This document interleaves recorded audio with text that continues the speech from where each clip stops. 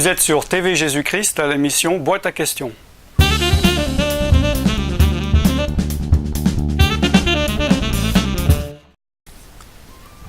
Bonjour, je suis Alan Rich, vous êtes à l'émission Boîte à questions. Aujourd'hui, je vais répondre à la question qu'on m'a posée. Y a-t-il des objets maudits? On me demande ça par rapport au fait que lorsque des personnes deviennent chrétiennes, et voilà, l'Esprit de Dieu leur enseigne de demander pardon pour des pratiques occultes qu'ils ont fait, ils font la délivrance, ils enlèvent de chez eux les différents livres mauvais ou des objets, et ils se demandent si certains objets qui restent dans leur maison, peut-il y avoir un objet maudit qui va nous maudire, et comment le savoir? On voit souvent dans le cinéma comme des objets maudits, ou bien on parle bien sûr avec les recherches archéologiques en Égypte, qu'ils avaient pris des objets dans des musées en Europe et que les gens ont eu des malédictions. Ils disaient que c'était lié à ces objets. On m'avait posé aussi cette question par rapport à ça. Alors la réponse est oui et non, ça dépend. Oui, lorsque une malédiction est faite, le sorcier va, s'il passe par un objet, il va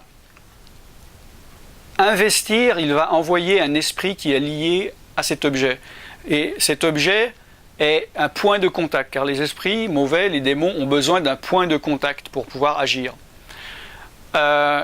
Il n'y a pas forcément besoin que ça passe par un objet, ça peut être directement dans la pensée, dans l'esprit, par des maris ou des femmes de nuit, mais là nous parlons par rapport à un objet. Si quelqu'un a fait quelque chose sur un objet sans vous le dire, et vous offre par exemple une bague, et vous offre un objet, un tableau, un bibelot, et il y a une malédiction. Alors c'est un point de contact. Maintenant, vous devenez chrétien, vous vous coupez de tous les liens, vous demandez pardon. Si par inadvertance, il y a encore un objet maudit chez vous, à partir du moment où vous ne le savez pas, bon, vous n'avez pas de responsabilité. Mais il faut vraiment demander à l'Esprit de Dieu de vous révéler s'il y a encore des choses impures pour qu'il les fasse remonter à la surface.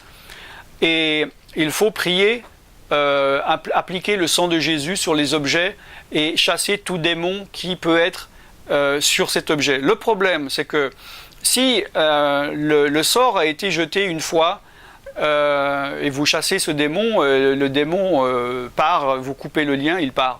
Mais si le sorcier utilise cet objet pour faire une incantation, une malédiction régulière, journalière ou hebdomadaire ou mensuelle, eh bien l'esprit va revenir. Donc dans ce cas, dans le doute, c'est vrai qu'il vaut mieux se débarrasser de cet objet.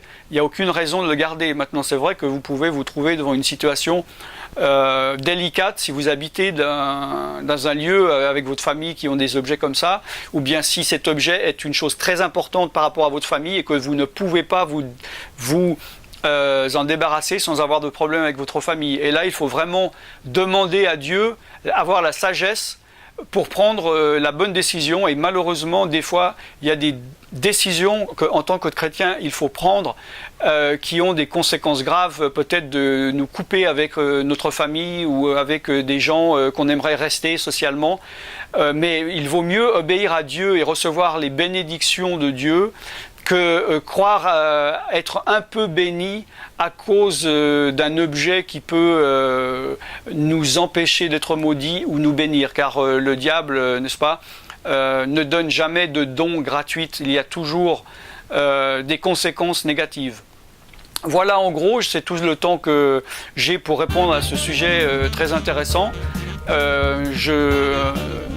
Je ferai sur ce sujet, sur ce thème, un talk show, car c'est vraiment un sujet très vaste. Alors si vous avez des questions par rapport à ça, vous me contactez sur les numéros qui défilent en ce moment et vous posez votre question ou vous me donnez vos réactions. Je suis Alan Rich et vous êtes sur tvjésuschrist.com à l'émission Boîte à questions. Soyez bénis, bye bye.